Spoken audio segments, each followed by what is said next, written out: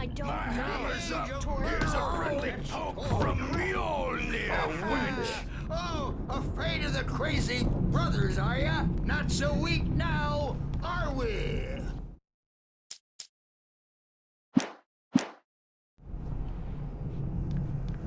Well, things are unraveling fast, aren't they? Sinclair looked bad. That wasn't a love tap. The crazy old fart hit her hard. Backstage is If she was all one of Hartman's yours, goons, Tom. she had it Seize your coming. I had to get to destiny. Hartman's office. He had taken all my manuscript pages. That's where he'd been keeping them. Come out and face the music, Birch. It's time to pay the piper. Maybe you could come out and beat our wiggle adult diapered asses words. Since you're so tough work. The markings on the tape said they were recordings Hartman had made at the sessions with his patients. I saw Alice's name on one of them. For a moment, I couldn't breathe right. The photo on the wall caught my attention. In it, the clinic staff was standing outside the lodge. I knew the man next to Hartman. He was the kidnapper. Hartman had been playing me all along. Sometimes I almost wish Alan would take a swing at me, because at least that lead to a conversation he couldn't just march out of. But no. He just doesn't really sleep. And the work... Get me out of here! Hartman, do you hear me? I'm gonna chew your crazy quack ass to shreds! Seriously! Do you have any idea how much... Barry? Ow! About time! Barry, man, am I glad to see you. We need to get to Hartman's office. It's right next door. You okay? Yeah. I mean, no! The cops found me at Rose's trailer, but they didn't hassle me too much. I'm obviously a victim in this, and I demanded to be treated as such. Or else I'd sue their asses. Speaking of asses, that Fed gave me a real hard time, but I had no clue where you were. That guy's crazy out. But he let me go, and then I get a call from Hartman, that son of a bitch, who tells me you're here, and I should come pick you up, but when I got here, 2 goons clobbered me and stuck me in there. What's with the cutout? I stole it from the diner to piss off Rose after what she did to us. That'll teach her. Yeah, that's a harsh punishment. Come on, pal, we gotta get going.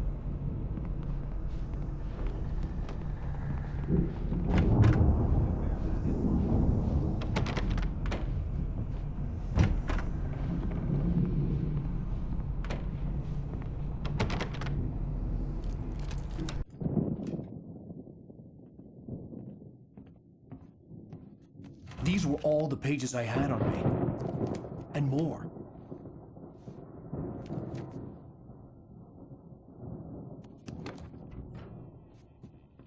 Alan, please.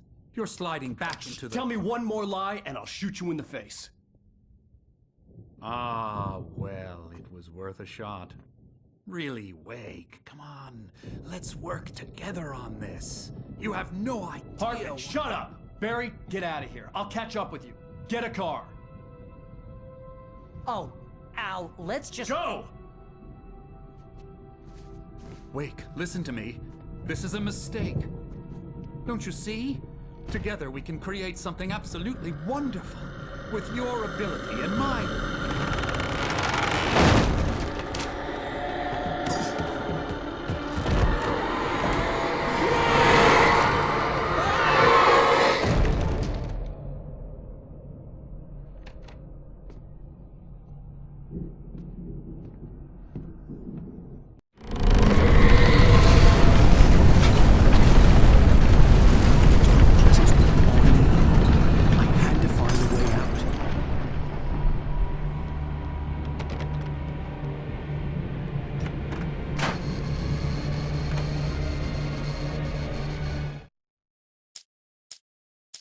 Hartman followed the fall of Alan Wake with his binoculars. When the rider hit the water, he ordered Jack to take the boat to him. The spot was easy to see in the dark, even with all the extra lights in the boat. The flare floated and kept burning even in the water. Jack turned the radio louder as the engine sputtered. The music was rough and clanking, something the Anderson brothers would no doubt have enjoyed. But Hartman chose to ignore it. Wake was finally within his reach.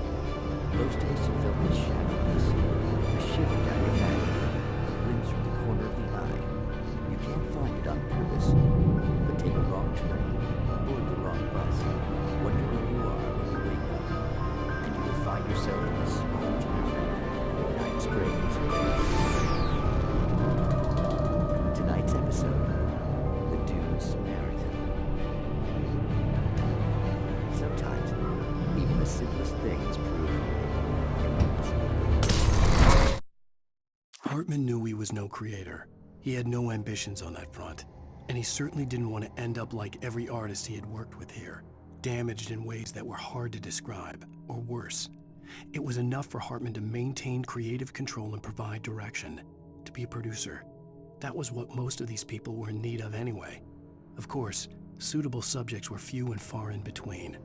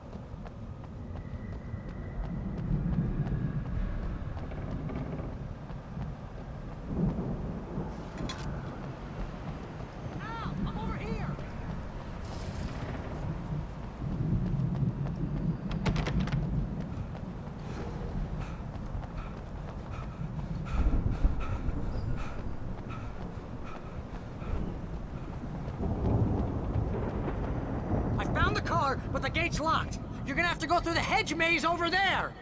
Barry, I don't have a light. Take this, Al. Oh, God! Look at the house, Al! Look out!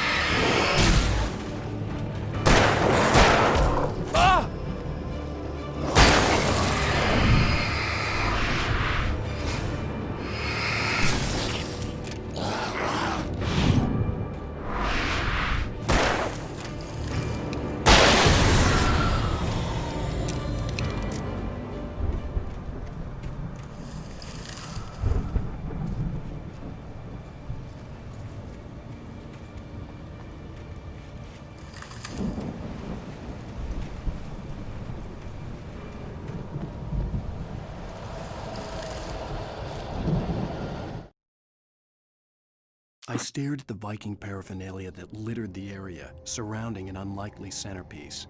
A full-size stage complete with an impressive sound system with all the trimmings, including a dragon. It took a special kind of crazy to build something like this in a remote field. When the sky split open with a deafening boom and the music started blasting, it felt strangely appropriate.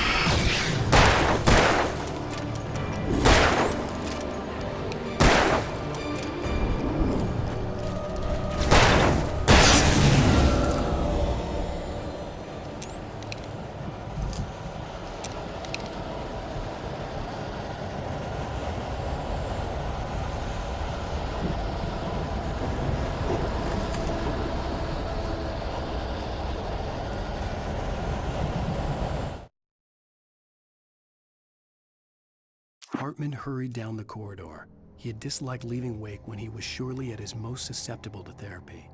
But this was not an ordinary storm. Wake had been writing, and he had woken something up in the depths of the lake. Now, it was coming for him. Hartman had naturally prepared for a situation like this. The idiot brothers would keep Wake distracted while Hartman double-checked everything, just to be sure.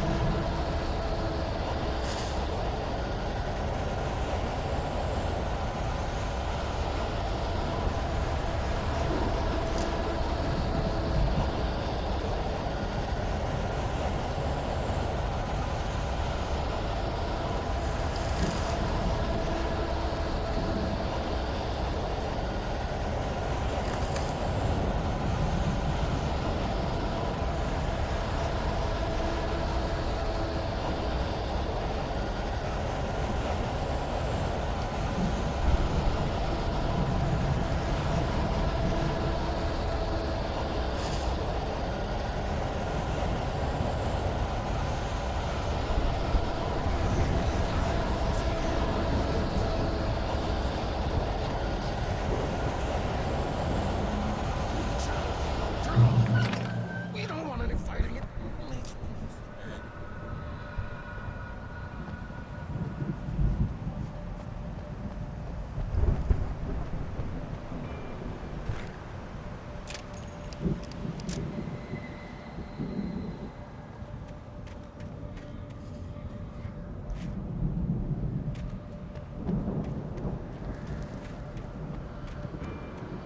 You get 2 pills in the morning, and then you'll be nice and calm all day long.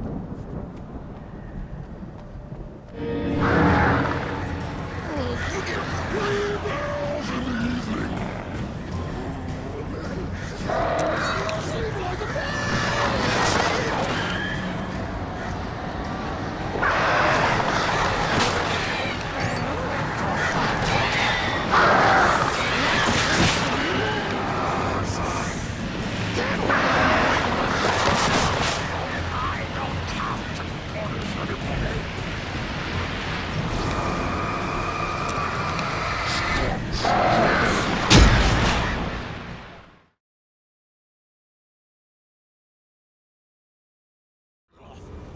We don't want any fighting.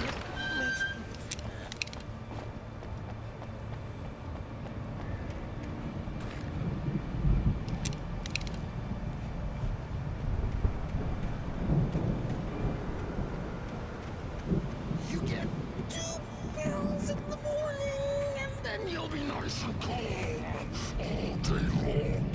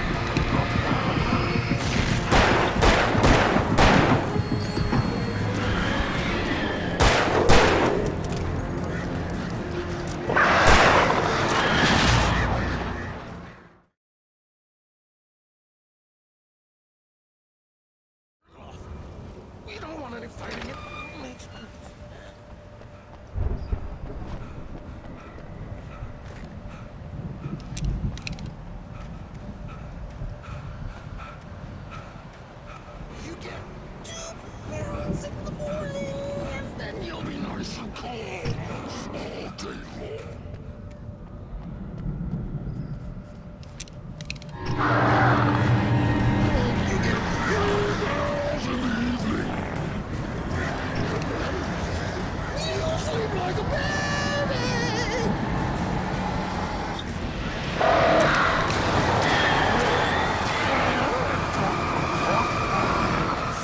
Like things to be yours.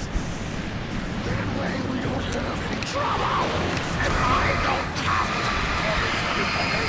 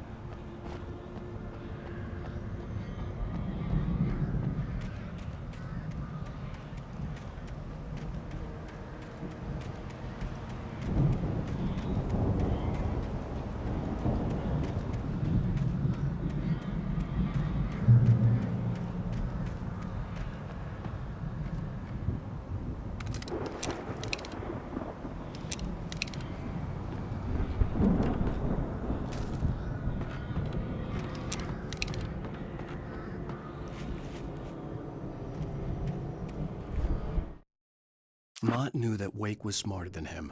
Wake had more money, a beautiful wife, everything. And Hartman said Wake was important. That made him better than Mott. But Mott was calling the shots now. He'd expected Wake to whimper and grovel, but instead, he seemed willing to fight. Mott knew he'd gotten under Wake's skin. If only Mott actually had his wife. The thought made him shiver.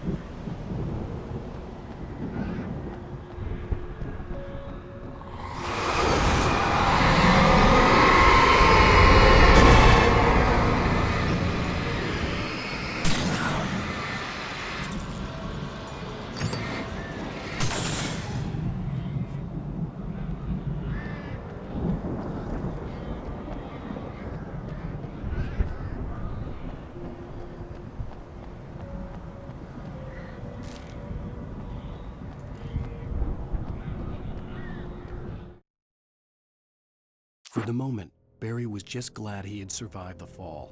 He had been separated from Al, and there was no easy way to climb back up. He told himself he'd be okay in the gloomy forest at night. He would just have to wait for a while for Al to find his way down. Barry turned when he heard the heavy footsteps and saw the movement. The man-shaped shadow lunged at him from the bushes, an axe held high. Barry screamed and threw up his hand. The world exploded.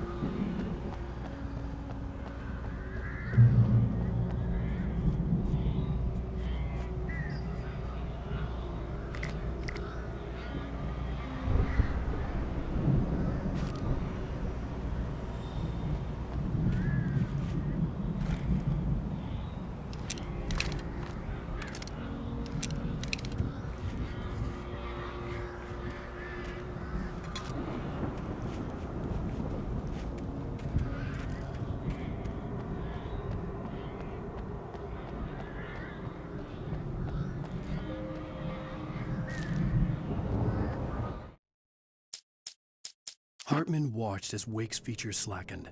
The man was bullheaded, no doubt. Even lying on the bed, he'd almost broken Hartman's nose the second time. But with a little time, he could break Wake down, give him proper direction. Wake was easily the most promising subject he had had. Well, since Tom, really. "Sleep well, Alan," Hartman whispered with a smile. "Let me take care of you." He sniffed hard to clear his throbbing nose, swallowed blood, and barely tasted it.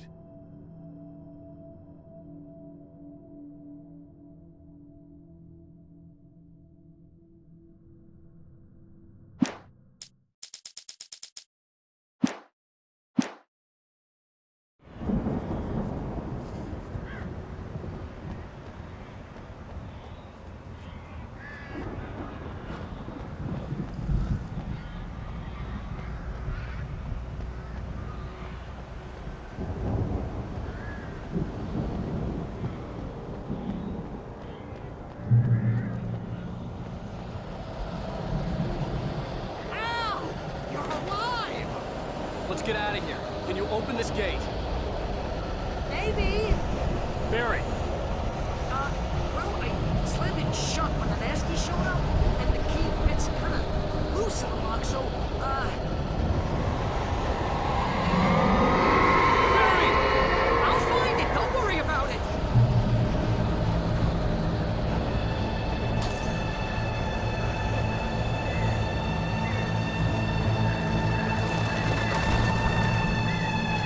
Hurry up, Barry! I'm on it!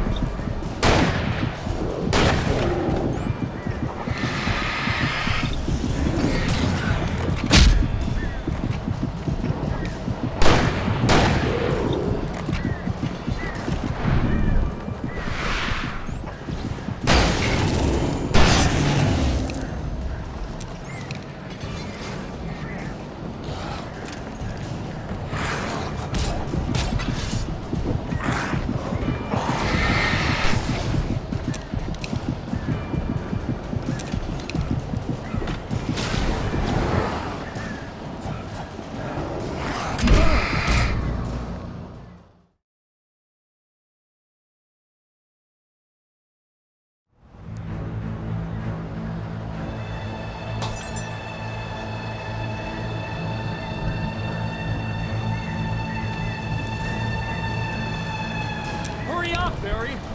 I'm on it! I'm on it!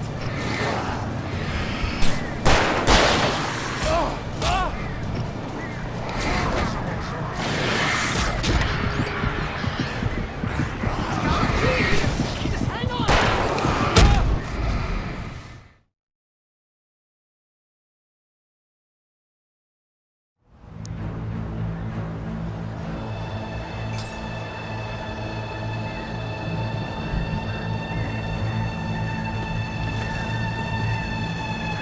Hurry up, Barry! I'm on it!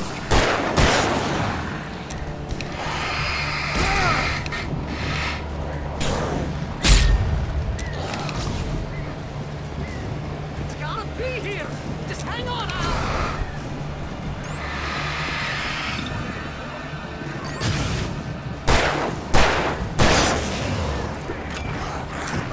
Hey, found it!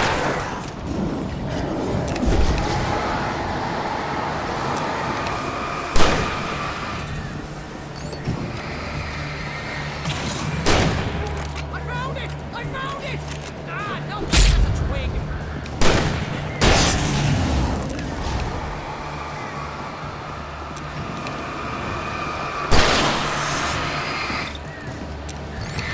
Here it is! Ow, I found the key!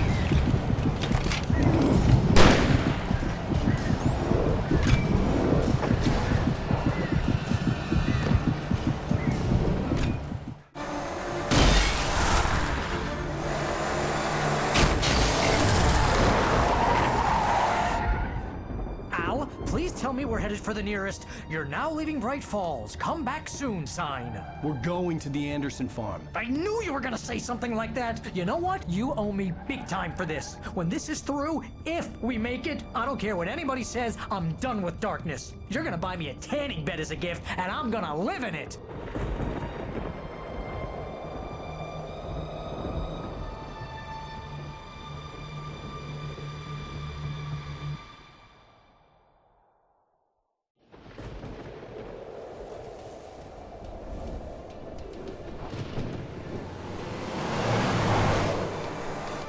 I'm crazy, but that's fine, Barry. Oh, you got that right, Al. You're barking mad. You are by far the But craziest. maybe that's inevitable when you deal with crazy stuff like this. It helps. This is happening, Barry. Alice, they never had Alice. She's trapped in the darkness at the bottom of the lake, but she's not dead. Al, how can you know that? I know, Barry. I can... Al, No, listen. I can bring her back. I can find her. There's something special about this place. The lake, it does something to the works of art created here. It makes them come true. But there's a catch. The dark presence, whatever that thing is, twists it to its own ends. That's why all of this is happening. It's using my manuscript to take over everything. Al, I believe you. It happened to Thomas Zane before, it happened to the Andersons. I believe you. Crazy or not, you're not delusional. Weird shit's going down. That's a fact. I'm on board, man. I'm with you. The Andersons knew about it, but they were too far gone to tell me with all the drugs they were on. But they wrote it down. There's a message somewhere at their farm, Barry. We just need to find it. Look out!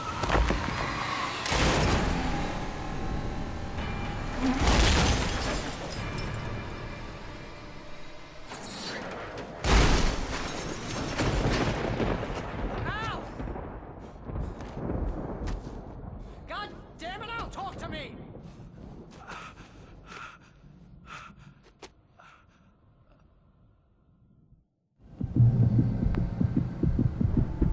I had lost my gun in the crash.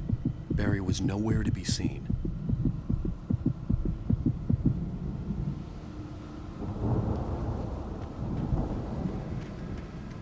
Barry! Barry! Oh, man, you're okay! Jeez, it's good to hear your voice! I was trying to get out of the car, but the ground gave way. Man, what a drop! Don't worry, your cutout is fine. Forget that! Are you okay? I hit some bushes, didn't get a scratch. There's no way you can climb down, though. It's like a sheer wall. Ah! Al! There's something moving down here! Barry, it's a taken! Use a flare, Barry! Woo! Yeah! Barry, are you alright? I'm good, Al! I'm great! Guess you never messed with anyone from New York City before, huh?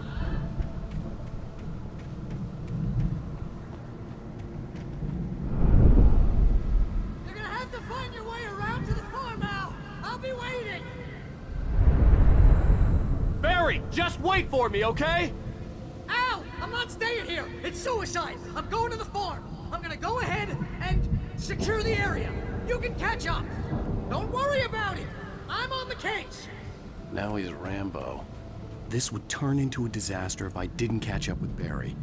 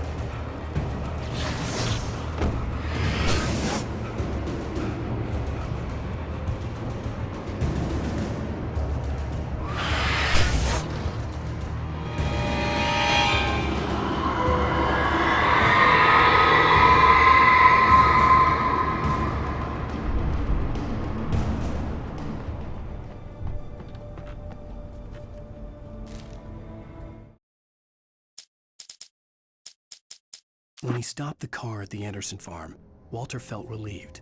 Oblivion was close at hand. The brothers wouldn't miss a jar of moonshine or two in the booby hatch. But then he saw the man on the porch, and he knew who it was.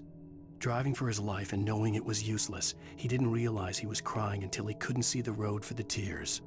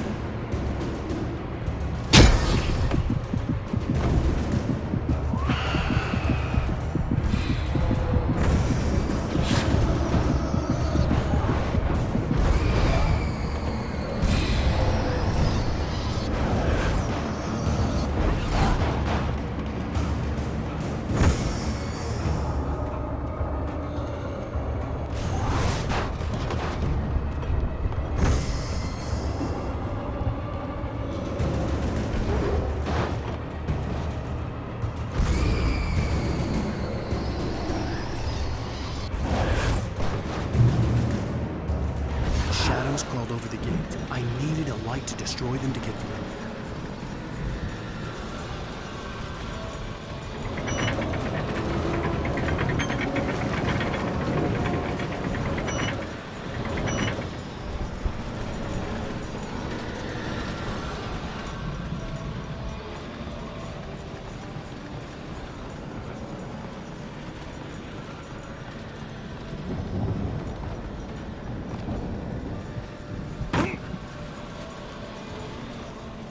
I hoped there'd still be a working generator somewhere around here to power up the old lights by the gate.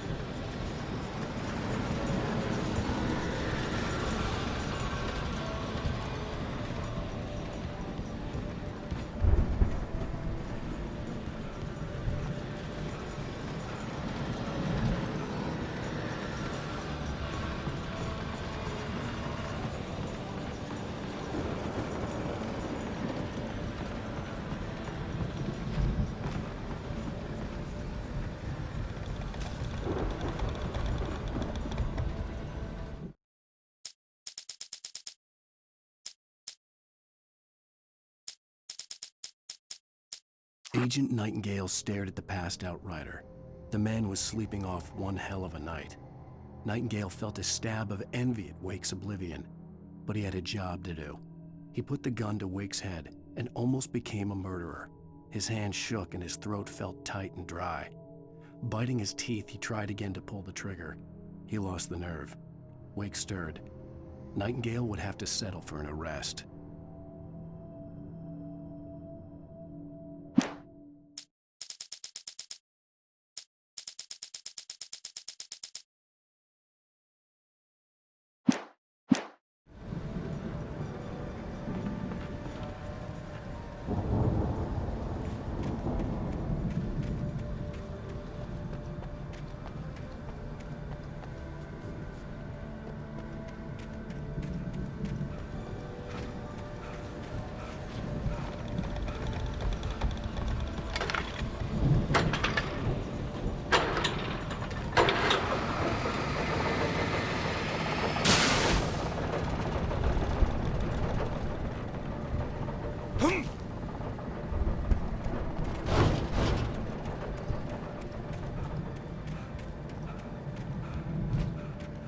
I could sense the movement in the woods ahead.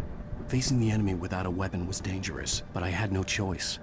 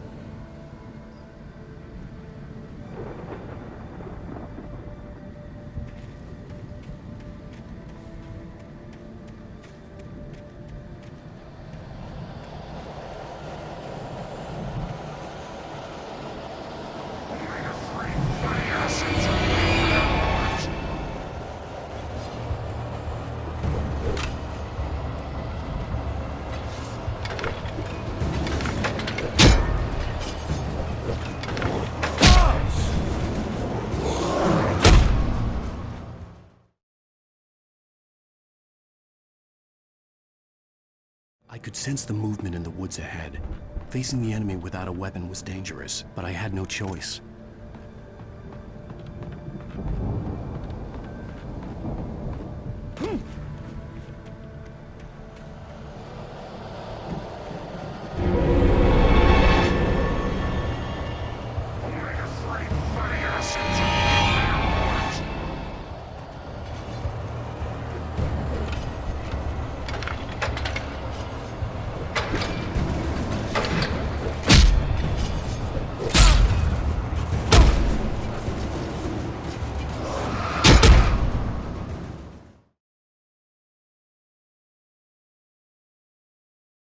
I could sense the movement in the woods ahead. Facing the enemy without a weapon was dangerous, but I had no choice.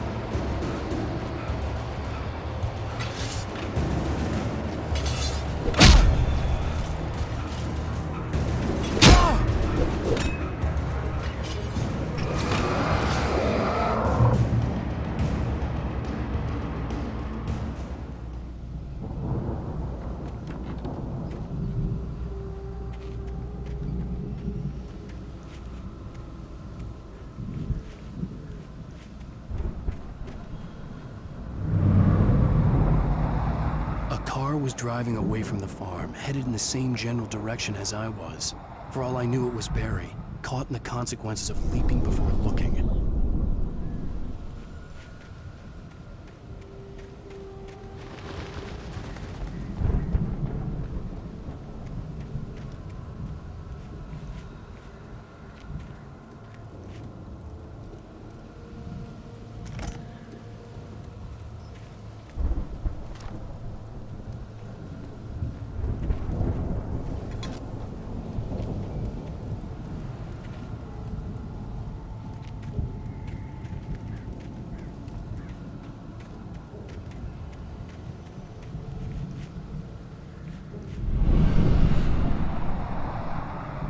car was heading for the cabin up ahead. It wasn't far. If it was Barry, I would see the damage soon.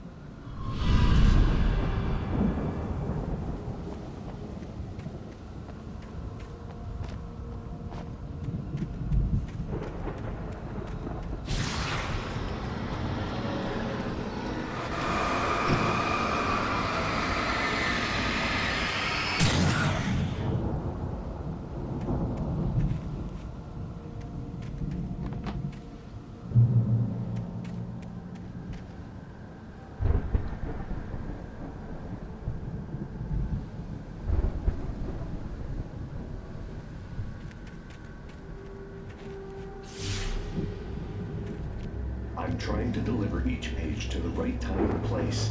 I'm trying to show you how the story goes. I had seen glimpses of the light before. I had seen it in my dream. It was a strange spaceman or a diver in a bulky suit. He was the one who'd been placing the pages on my path.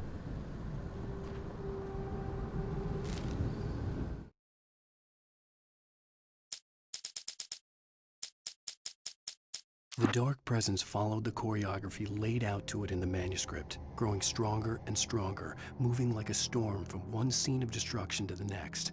But it was still bound to follow the story and chained to the dark place it came from. When the story reached the end it longed for, it would finally be free.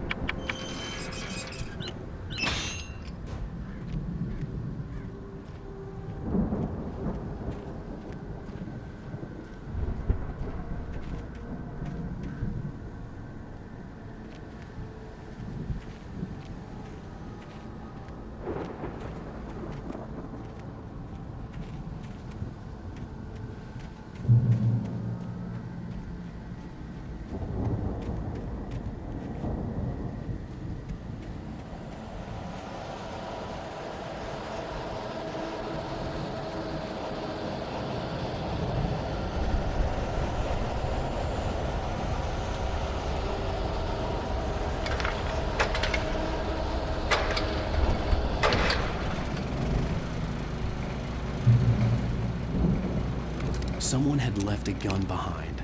Now I had a fighting chance of reaching the farm. The storm raged on as the Anderson brothers walked unsteadily away from the clinic with the other patients in tow, knowing that this time they wouldn't return. The darkness around them seethed with horrors, but Tor and Odin were unafraid.